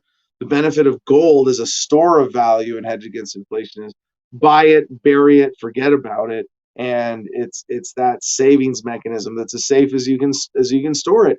And if you don't want to store it yourself and you trust banks, does anybody still trust banks? You can always get a safe deposit box. If you're really in a situation where you're not physically secure yourself, a bank safe deposit box, as much as you should avoid that if you can, might be a better option. So gold has that, like cocaine compared to cannabis, it's more compact in its value. But anyway, you could buy drugs. No, but real estate actually what's the shelf life of cocaine? Can you invest in cocaine as a hedge against inflation? Can someone Google this real quick? What's the shelf life of cocaine? I'm wondering, do I want to buy? Can I buy a brick of that's probably just as fungible as gold and silver in an emergency, right? Or at least pretty close. Maybe not quite as good. Obviously, a little less durable of a good. But you finding this one already? Finding. This has a whole article on the shelf life of all drugs. Oh, yeah. Because for cannabis, it's not great, but it's not bad. But it's certainly not like gold or silver. You can't bury cannabis, even vacuum sealed, without some degradation, at least over years. You can how long can you if you vacuum seal perfectly cured cannabis and then put it out of sunlight? How long? I mean, it slowly degrades, right? Because it's plant matter, but it can stay for years like that. Whereas gold, silver, millennia, if ever, never degrading. But I wonder where does coke fall in between on this spectrum? Well, it says that it's since it's a natural from a plant, that it's less stable than most drugs. Cocaine? Yeah. Interesting. But I thought it was like more of a pure chemical derivative. Oh, and Jim's already just put up pictures of people doing coke on screen. Here we go. Unprocessed cocaine can last up to 7 years. Processed cocaine closer to 2 years is what I'm seeing. But loses potency. So it loses a few percent at most a year. But you could probably preserve it. So maybe if it was vacuum sealed and you try. I'm gonna inspire some entrepreneur to create to sell cocaine in bricks as for long-term people who are into cocaine aren't really good at delayed gratification, are they? Well, they have the cocaine nose spray, right? Because you make cocaine nose spray and make the shelf. Oh, maybe if you had liquefied cocaine, it would have indefinite shelf life. Ooh, that's a possibility. Some clever entrepreneur, get on it. All right, in good news in economics, CBS Sacramento, Elk Grove paying homeless people to clean up after themselves, and it's working. Now, I'm not going to get too far into this story, but just point out that it's a cool example of economics in action, where you see a value, a potential, and people want a cleaner city. So was this the homeless racket make a mess and then get paid to clean it up? No, if they get paid enough to just apparently the overall effect there is a lot better than that. Let's see if we can get to that part of the story. This is from, let's see, who's this? McHugh. Who is this being? I'm quoting. Sorry, I wasn't organized with this story, but the cost of running this program for over a year has been under $10,000. We might have run through that in 1 month previously, just doing the regular cleanups. What we've discovered with our incentive program is that we're actually building relationships. They're excited when we come every other Wednesday for junk and rubbish cleanups, and it's an idea that's now getting attention in other cities. We've had other, so just the economic, yes, this is a government program, but what I'm celebrating here is a better creation of value and exchange of value and improvement of human life. And it's unfortunate that cities are interesting levels of government, because they have as much flexibility as the people in that city, and the governments over them in the hierarchy allow them to, and that gives them the sort of opportunity for creativity. And this seems like a creative program that makes me go, yes, more localization, more flexibility, more laboratories of democracy, more experimentation with different ways of creating programs at the community level that create value, deal with homelessness, deal with trash, and other problems that American communities are facing and struggling with because of larger economic dynamics created by the state and federal, well, really 90% federal government in this case. So now we get to our next blog, and I think I call this one bullshit, parentheses, American politics. PJmedia.com, Trump vindicated as judge rules Michigan's Secretary of State violated election laws. Oh, yes, Trump vindicated. He was right about everything. Even the stuff he contradicted himself on, and the stuff that we always knew. No. But this is like the danger. This is definitely a conservative media source. And thanks to Ant, our latest producer club member, for pointing this out. This is them the Trump supporters getting just enough hope to hang on to. Wait, wasn't it March 4th? March 4th is the big day. It's the real inauguration day. That's when Trump is going to secretly take back over the White House. No, wait, is it March 4th, 2022? I do think Trump is setting himself up to win in 2024, or at least the nomination, and be a player again. But who knows? According to some, he's entering his fat Elvis phase, and we're not going to hear much from him again until he dies on the toilet. Now, CBSNews.com, Matt Gaetz' trip to Bahamas as part of federal probe into sex trafficking, sources say. Now, I'm not trying to, I'm not even, I don't really care. I mean, yes, if a congressman is taking advantage of a 17-year-old woman, and there is an unspoken power dynamic there that certainly needs to be recognized, huge financial disparity to the point of it, possibly being, is a 17-year-old woman capable of consent in that situation? Well, you do have to ask those questions. But if the reality is he had an underage girlfriend and traveled with her, and the FBI is calling it sex trafficking, federal probe into your sex trafficking, it's really going to discredit them and point to another problem with the concept of sex trafficking in general, because it is a major problem in the United States. Sex trafficking is a real thing. And if they use this as their high profile case, that is their example of, oh yeah, look look how good we are as federal investigators figuring out, catching the bad guys. It's the congressman with the underage girlfriend. And I'm not saying that he shouldn't be judged, and possibly judged harshly, if there is an element of exploitation in this case. Absolutely. But you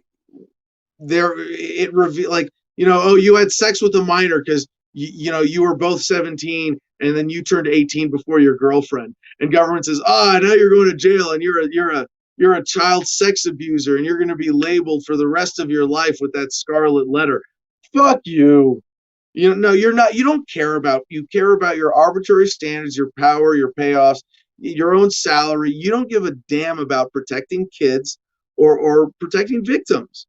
And that is, I'm afraid that that's actually, a negative outcome from this case, but it would lead to a greater awareness.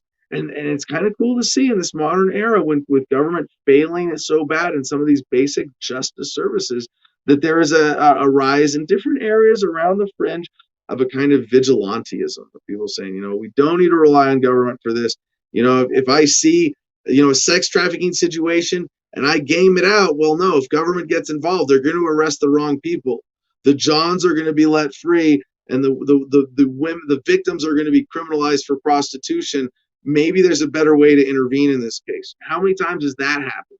Just because that awareness is out there now, and the Gates story is going to be relevant. Not because I don't give a fuck about Rep Gates as this wannabe Trump conservative voice.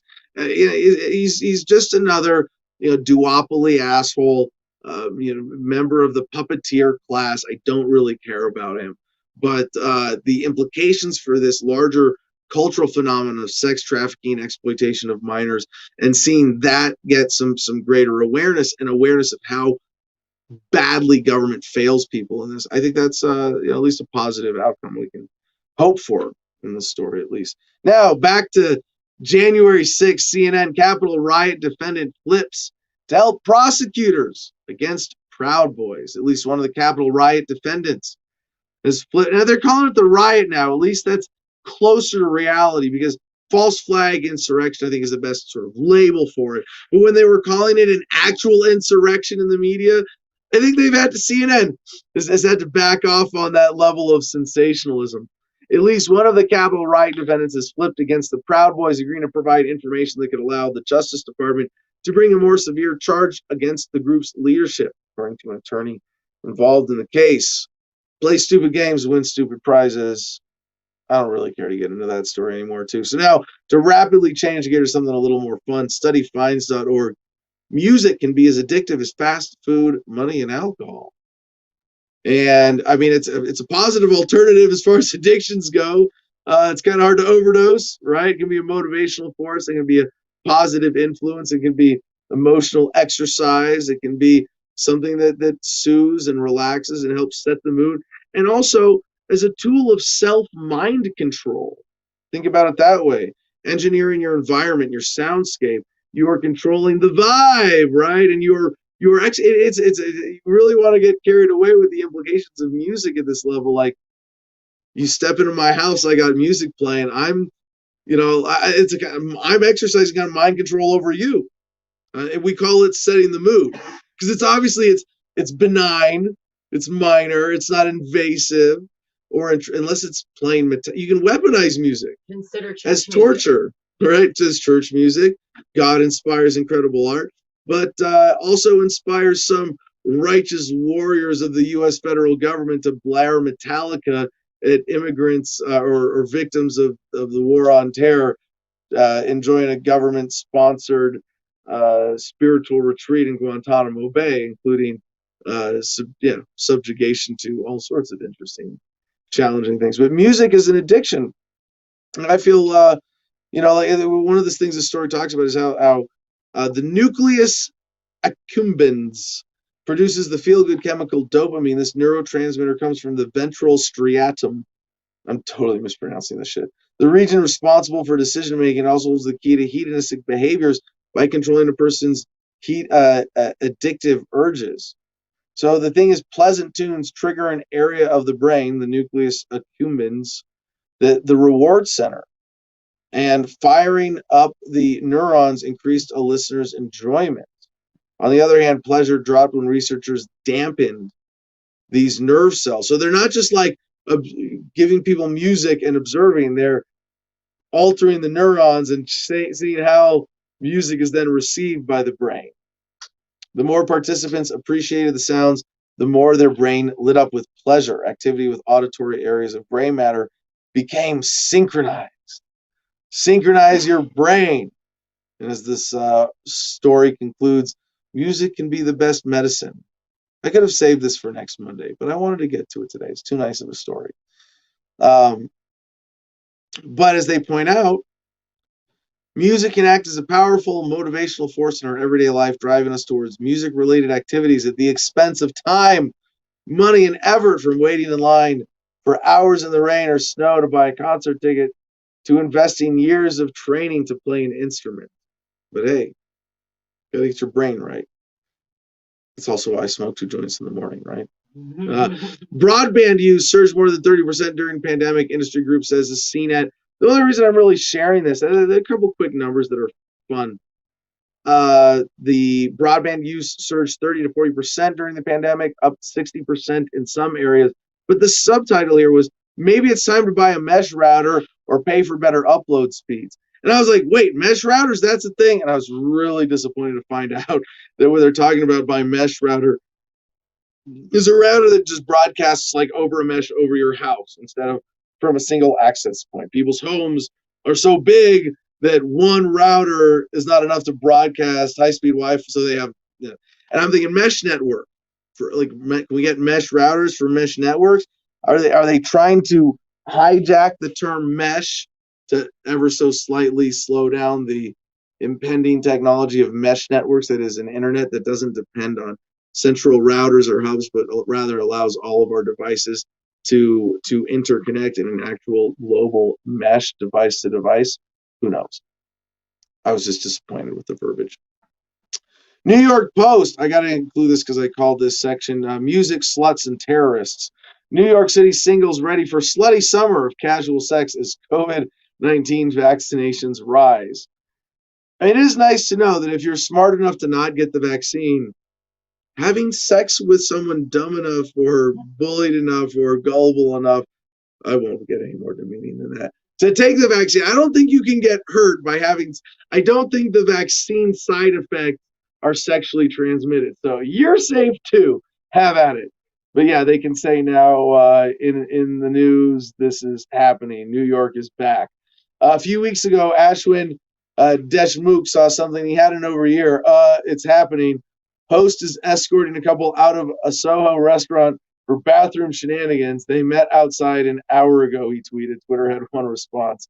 New York is back. The bathroom hookup is just the start of a wave of debauchery that's about to hit the city. As Deshmukh, a partner at Hotspots, Short Stories, and Williamsburg Pizza, said, people are just ready to go. Right now, there's an infinite demand for partying. Some have dubbed it slutty summer or the whoring 20s. Yes! Welcome to the whoring 20s. Others have proclaimed, yeah, because roaring is no longer fun. We're going to be whoring. Yeah. Others have proclaimed that we're in for a shot girl summer inspired by the viral Megan Thee Stallion song, Hot Girl Summer. I don't know the reference. No matter what you call it, 1967's Summer of Love isn't going to have anything on 2021 with all New Yorkers over 16 eligible to be vaccinated. I thought they were saying they were lowering the age of consent to 16. Like, interesting. To be vaccinated, eligible to be vaccinated, not to hook up in bathrooms. Although, 16-year-olds, I'm generally on the freedom side there too. Vaccinated in bars and restaurants opening. City dwellers have one thing planned for this summer: getting it on. This summer is about having lots of sex. Serena Kerrigan, who runs the Instagram dating show Let's Fucking Date, told the Post, everyone's getting vaccinated, everyone's horny, everyone's sick of virtual dating. Indeed. Now for a real sharp change in gears, GreenwichTime.com from the Washington Post. Before becoming a terrorist leader, ISIS chief was a prison informer in Iraq for U.S. records show. Oh, shocking, right? Used to work with the United States federal government, still working with the United States federal government. In confidential interrogation reports, Iraqi detainee M0060100801 is depicted as a model prisoner, cooperative with his American captors and unusually chatty. At times, he seemed to go out of his way to be helpful, especially when offered a chance to inform on rivals within his organization, then known as the Islamic State of Iraq. They have since rebranded, obviously. Again, fun story if you want to get into the sort of deeper geopolitical stuff, that will be in the notes as well. Similar with Associated Press, a related story analysis: attack on Iran ship off Yemen escalates shadow war. Oh, you didn't hear about the attack? Yeah, that's what makes it a shadow war. United Arab Emirates, an attack this week on an Iranian cargo ship that is said to serve as a floating base for Iran's paramilitary Revolutionary Guard forces off the coast of Yemen, has escalated a years-long shadow war in Mideast waters. The development comes just as world powers are negotiating over Tehran's tattered nuclear deal. Related, I almost included this in the economics blog, Texas Monthly. Californians could ruin Texas, but not the way you might think. What they're talking about is the economic influx here with Elon Musk, Joe Rogan. What else is moving to Texas? What was the other big one? Oracle moving headquarters from Redwood City, California, to a new campus in Austin. Hewlett Packard, a move from San Jose to Houston. Financial services multinational corporation Charles Schwab designated its Denton County facility as its headquarters, a shift from its former San Francisco location. So there's a lot of anxiety with this in general around Texas, but I just take it as good affirmation that California is going to fall off into the ocean. Socialism doesn't work. People want to move away, especially people who want to do business. Good news to end with from the Innocence Project. Maybe we'll come back to this tomorrow for Good News Friday with Fina. New Mexico is the second state to ban qualified immunity. Yeah. Lawmakers passed the New Mexico Civil Rights Act on Wednesday. And I love this. This is sort of an undeniable thing now that the people are demanding of governments, of states across the U.S., of politicians. Like, no, you can't operate cops, have them on the street, and just say they're not liable for what they do anymore. Pretty cool. All right, let's check back in with co-host Stephen McClure coming to us from Georgia. Stephen, what do we have for comments and your final thoughts today? Contest winners, perhaps? Hey, I just got off the phone with the FBI. Ian Freeman is being held without bond because he's a flight risk and a threat to America. The FBI told you that, not the detention facility? So the FBI is the lead prosecutor in this case, right? Hold Investigator? on. I called the Chester County detention facility. They said they didn't have him. They said that he was never booked in. The lady thought that he might be at the Sanford detention facility. I called there. Somebody that was aware of the case told me to call the FBI. I called the FBI. The FBI told me that I probably need to contact the U.S. Marshals. I contacted the U.S. Marshals, and some deputy refused to identify himself. I said, hey, I know my rights. He said, here's the lead investigator. I called that office, and they said that, yes, he's in custody. Yes, the U.S. Marshals have him. No, he's not aware of the facility. But if a federal agent arrests you, did you know they can put you anywhere in the world? Or not in the world, but in the country? No. It's what they just said. The guy on the phone just told me that 100% if you're indicted and you're awaiting trial, they do have the ability to move you around. Because I was trying to figure out like what facility he would be at. If there's I would assume that every state judge's orders, judge's discretion. You know, they can always, if the FBI is going after you and says we need to move him for his safety, if they convince a judge, the judge can order it so. Judges have a lot of power. That's what the FBI just told me. But Ian is in custody. He does not have a bond. They are ensuring that he will not have a bond. He could not tell me all the charges, and this shit pisses me off.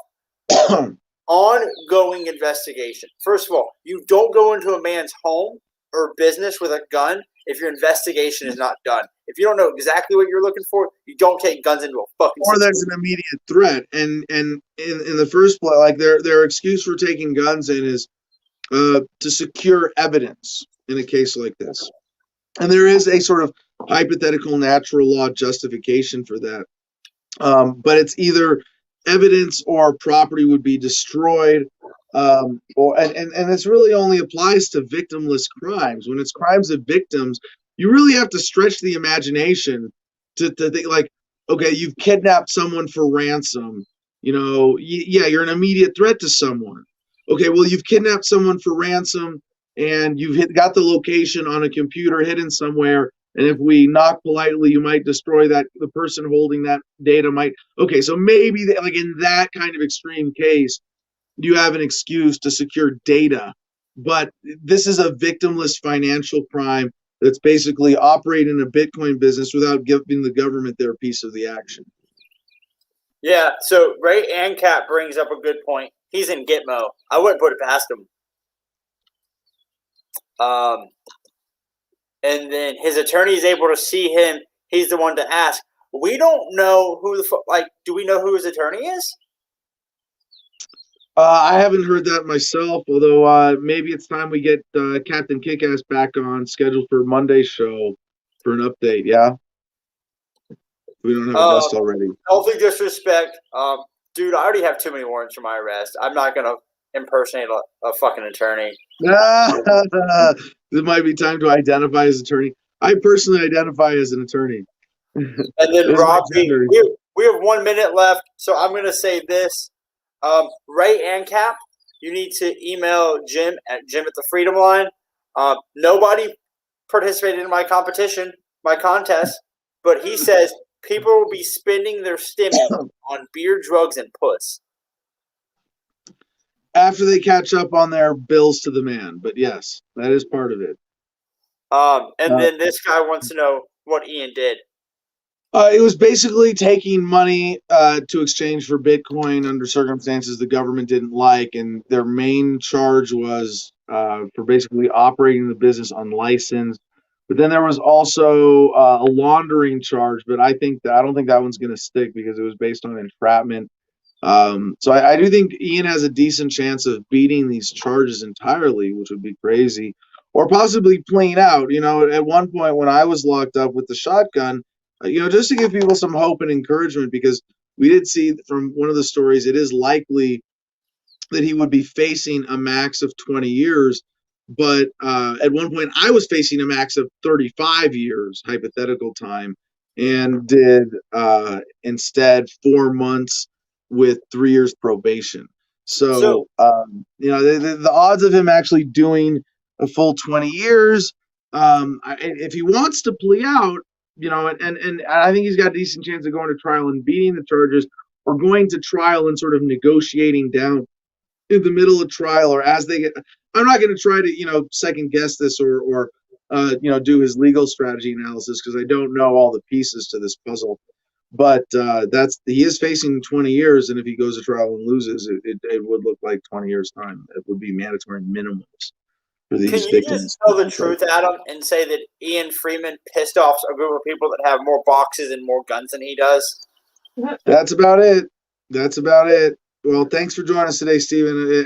Any closing thoughts before we let Jim do the promos? Don't submit to laws that you can't submit your overseer to.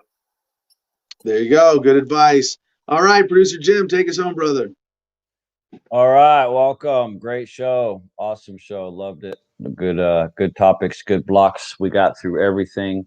You had a Wikipedia on There's a Hole in the Bucket as part of the thing that we never got to. So, but it's just a Wikipedia page. I can pull it up on YouTube and play the video. Is that what you? You have a sense. What did you pick as your favorite censorship-free version? I didn't. You got to find a censorship-free version. Well, I don't really care. But yeah, so this is The Hole in the Bucket. We didn't get to it yesterday. It's I'll just read since you bring it up. I'll read the Wikipedia. Okay. There's a hole in my bucket, I think it's in the bucket. There's a hole in the bucket. Sounds righter to me. Maybe it's because that's what I heard first. Righter is a children's song based on a dialogue between two characters called Henry and Liza about a leaky bucket. The song describes a deadlock situation.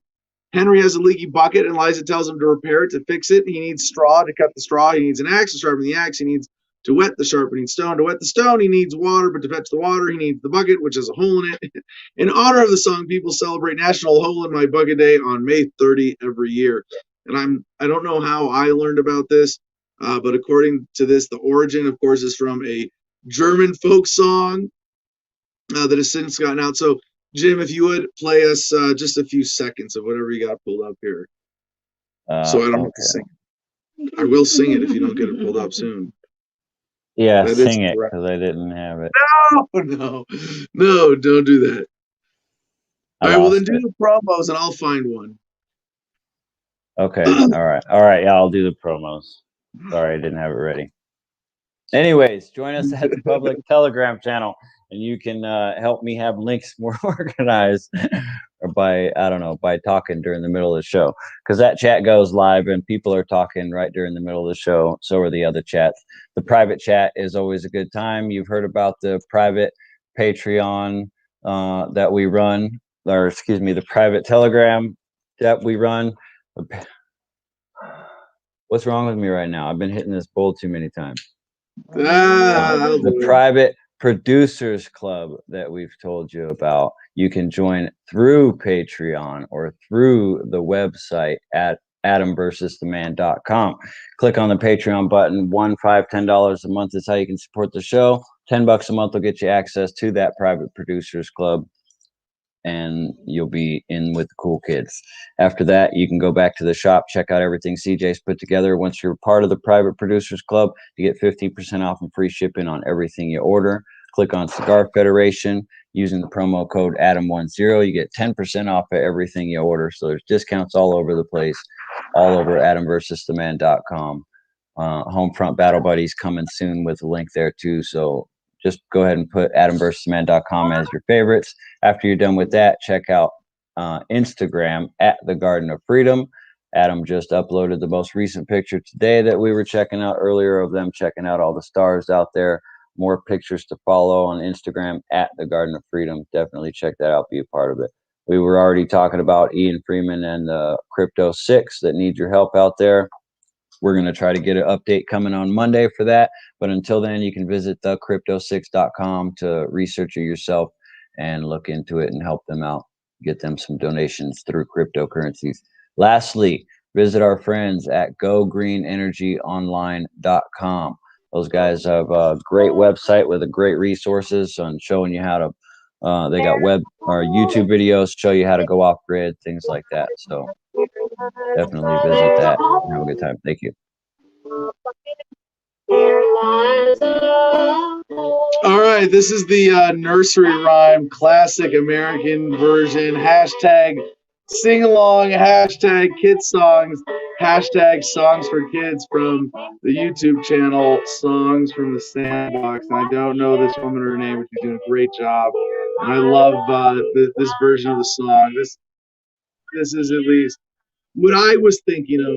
Probably my mom singing me this out of some nursery rhyme book. And with her playing us out today, we have one good news history we can't avoid today. One piece of good news today is the anniversary of the Buddha's birth. Born Siddhartha Gautama, the founder of Buddhism, the fourth largest religion in the world. Visitors to the shrines on his birthday take an offering of fresh spring cherry blossom flowers. And with that, peace and love, y'all. Choose happiness and be excellent to each other.